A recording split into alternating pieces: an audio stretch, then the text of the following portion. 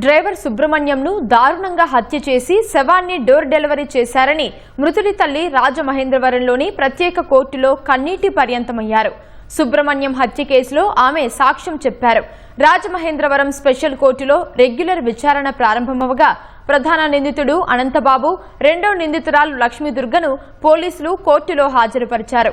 సుబ్రహ్మణ్యం తల్లిదండ్రులను సాక్షులుగా ప్రవేశపెట్టారు. హత్య ఘటనను వివరిస్తూ సుబ్రహ్మణ్యం తల్లి నూకరత్నం కోర్టులో కన్నీటి పర్యంతమయ్యారు. ఈ దశలో ఆమె స్వల్ప అస్వస్థతకు గురయ్యారు.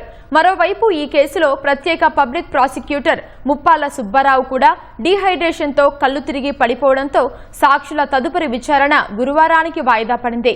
సుబ్బారావును హుటాహుటిన ఆసుపత్రికి తరలించి చికిత్స అందిస్తున్నారు.